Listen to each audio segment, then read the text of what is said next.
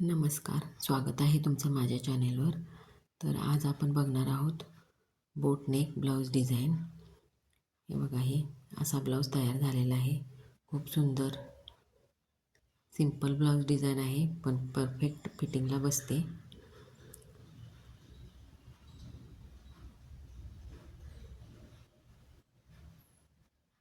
हे बघा, आता आपण याचं कटिंग बघूया. सगळ्यात आधी खाली काठ असतात म्हणून स्ट्रेट लाईन करून काठ काढून टाकायचे. पहिला मार्किंग करून घ्यायचं. उंचीचं माप टाकायचं. 14.5 उंची घेतोय मी मार्जिनसहित. हे बघा, इथंच मुंड्याचं माप पण टाकायचं. मी 7.25 मुंडा घेतोय. बॅक नेक यांचा 9 तयार आहे म्हणून 9.5 मार्किंग करतोय. ॲज इट इज दुसऱ्या साईडला पण करून घ्यायचं. 7.25 9.5 वरती स्ट्रेट लाईन करून घ्यायची.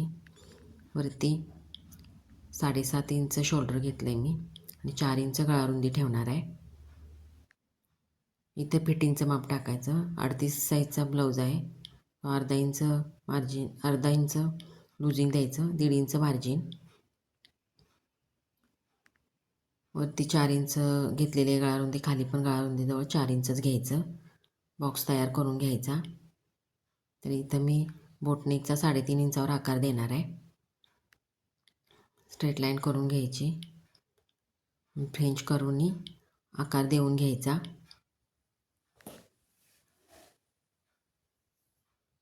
इथं मुंड्याचा आकार मी 1 इंचावर देतोय बघा. 1 इंचावरच आकार द्यायचा नेहमी. माझ्या बहुतेक व्हिडिओमध्ये मी 1 इंचावरच आकार दिलेला आहे.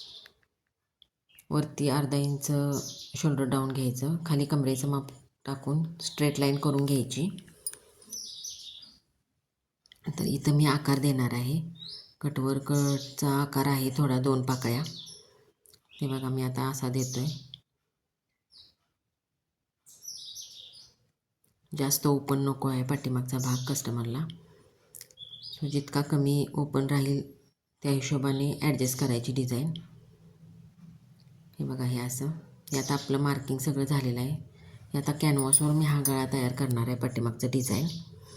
तर आता आपण कट करून घेऊया अस्तर.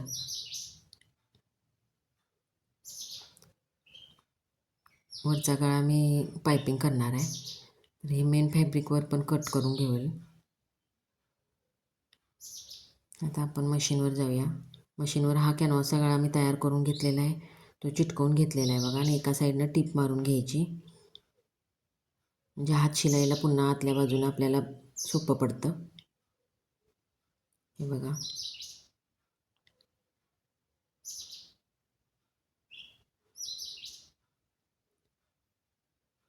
एक्स्ट्रा आत कापड राहिलेलं आहे ते कट करून घ्यायचं बघा.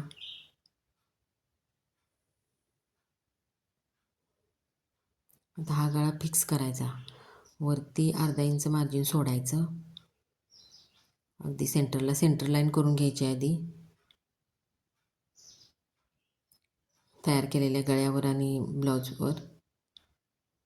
पिनाने अगदी व्यवस्थित फिक्स करून घ्यायचं, म्हणजे टिप मारताना कापड हलत नाही म्हणून.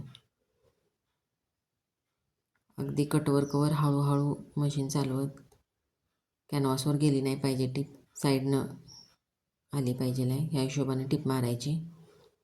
हे बघा, ते व्यवस्थित कट करून घ्यायचं. आणि जिथं कर्व आकार आहे तिथं नॉच देऊन घ्यायच्या.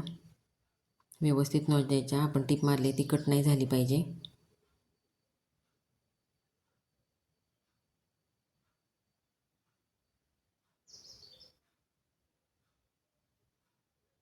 आता हे फोल्ड करून घ्यायचं आतल्या साईडला.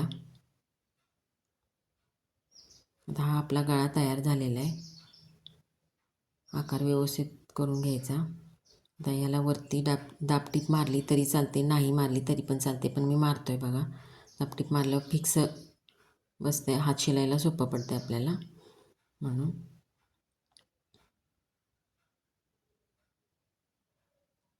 बघा, हे आता ह्याच्यावर मी मणी लावून घेतलेत बघा. हा ब्लाऊज माझा तयार झालेला आहे आता. याची स्लीव्ज मी पोटली बटन लावून तयार केलेली आहे. हा ब्लाऊज परफेक्ट फिटिंगला बसलेला आहे कस्टमरला. तुम्हाला व्हिडिओ थोडा जरी आवडला असेल तर माझ्या व्हिडिओला लाईक करा, शेअर करा